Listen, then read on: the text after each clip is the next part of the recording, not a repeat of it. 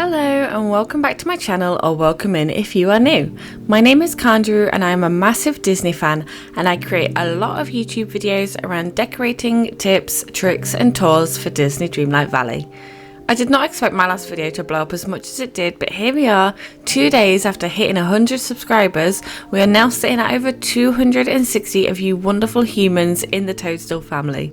Thank you so much for all the support and the subs. It's been a crazy few days. Today's video isn't a speed decorating video, but it is a tour of my Forest of Valor.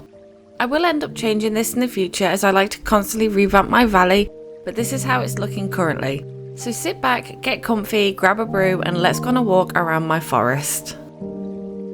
Here is the entrance from the plaza. The brickwork pathway here ties into my plaza. I have a lot of brick pathways down there.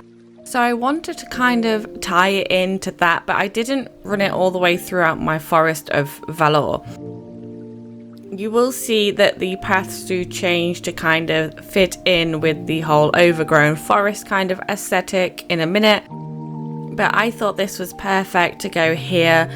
Here is the leaf strewn path. I did add some rocks here because I don't like the fact that you can't join them up perfectly, the paths.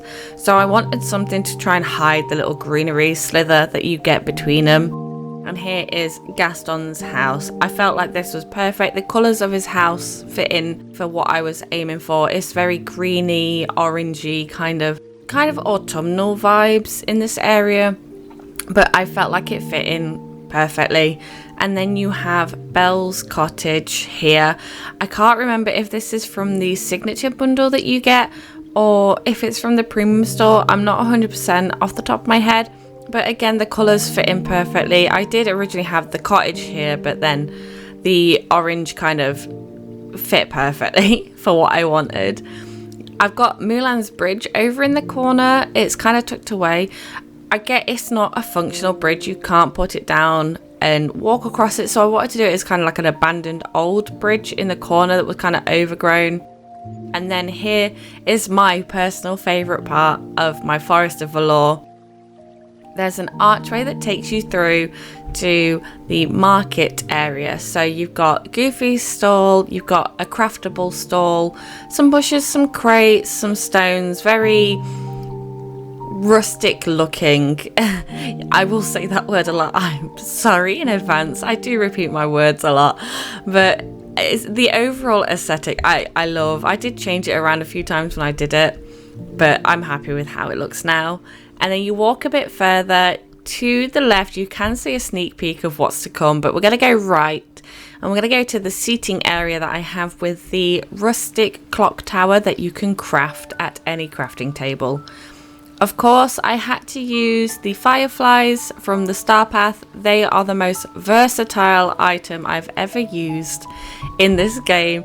I put them everywhere. They light up perfectly at night time. They look amazing with everything. I can't stop using them. I do feel like this area is missing something. I'm not sure what it is. I can't pinpoint what it is, but it definitely feels like it's missing something. When I do redo the forest, I probably will change that up a bit. I can't think of what's to go there.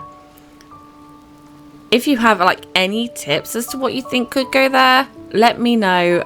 I'm always open to suggestions. I'm not perfect in any way when it comes to decorating. And here is my favorite. So this is what I meant by my favorite part, my campsite. I love this. I love this so much. I was so obsessed when I was making this with this whole campfire theme. You've got the tents, which are craftable again at any crafting table. You do have to have the A Rift in Time DLC to be able to make these, but they are worth it. Absolutely worth it. We've got obviously a campfire, some benches, a guitar for little campsite sing-alongs. There's a little coffee cart, some firewood. Again, very overgrown kind of aesthetic, some more fireflies, but overall, it's my favorite part of this entire biome. I love the vine lamps. I use them in everywhere that I decorate. I can't help it. They are amazing. They are frustrating when you do walk into them, but they're amazing. And here on this other side where the bridge is, we have another rustic clock tower, a little seating area, very overgrown, and a fountain which is from the new aerial signature pack. I didn't want to do too much here because I know the other side is very overloaded with trees and bushes, so I tried to keep it more minimal on this side. And I wanted the main focus on this part of the biome to be Merlin's house, which I will show you in a minute. Of course, we have the well here. I didn't want too much because I've had problems in the past where I put things too close to the well and I get stuck. So I try and keep it more open now in my game to prevent issues. But here we have Merlin's house. Again, more fireflies. But Merlin is a very clumsy, messy character. If you go inside his house, you'll see books everywhere. So I had to bring that theme outside. There are books everywhere, spread around, so many piles of books, so many like scrolls, all kind of things that I feel tie into him perfectly. And of course you can peep the new gazebo that you get in the star path. This is from the Dapper Delight star path, which is currently going on. Again, a couple more books spread around here. I couldn't not use this. I know the colours don't fit in perfectly, but I couldn't not use it. I always struggle with this section where the Frosted Heights ties into the Forest of Valor. I wish there was an easier way to do the path, but this is what I did. There's a little bit of snowy brick path and then some frosted rocks to try and tie it in together. It's the best I could do. Again, I get frustrated that the pathways can't conjoin together. So I'm hoping that they can do that in a future update. So this is honestly the best I could do by putting some frosted rocks over it to kind of give that illusion of the pathways joining together. Not sure how it worked, but I'm happy with it for now. And that is the entire Forest of Valor. Now, the best part about this biome is when it hits nighttime, which you will see in 2 seconds with this transition. At nighttime, or when the sun is setting, because of the colour theme I've got going here, the orange and the green, when the sun goes down, it looks even more incredible. The fireflies always highlight everything. Again, so versatile, such a great item. I'm so happy that Disney brought them, like Gameloft brought them into this game. They are one of the best, like my top 10 furniture items. But as you can see, when the sun is setting, it looks incredible. It gives off, again, an autumnal forest kind of vibe. I will say one thing, I'm not one to use a lot of bushes like this in my build usually, but I was a bit torn as to what to do. So I thought if I just whack some bushes down now to give it that kind of overgrown effect, it'll do. I will probably, as I said, I will change it. I am one of those people that always change my valley.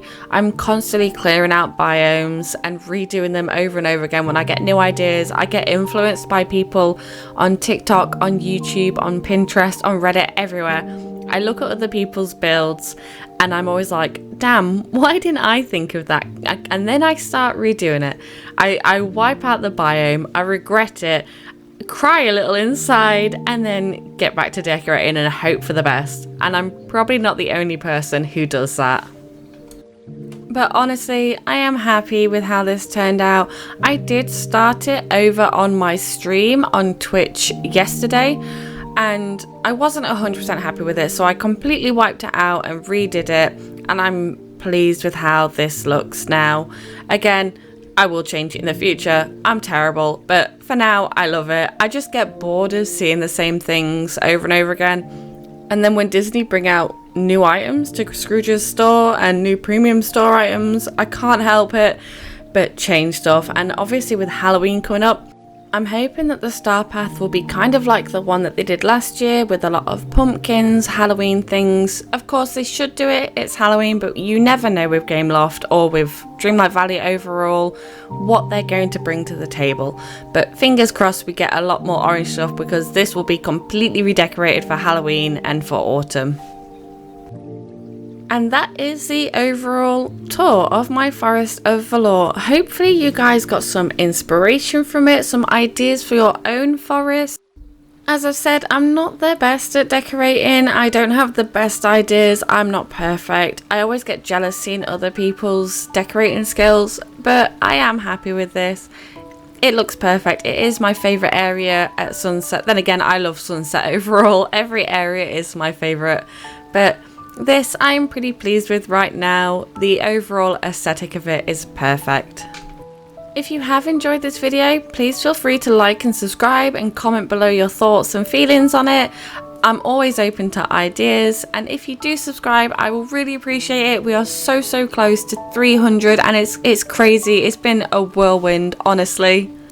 I can't thank you all enough. It's been mental. I do post videos at least twice a week, and I stream over on Twitch under the same name, Kandaroo, on Thursdays, Fridays and Saturdays. So if you do want to see some real-time decorating, feel free to follow me over there, and I will see you all in the next one.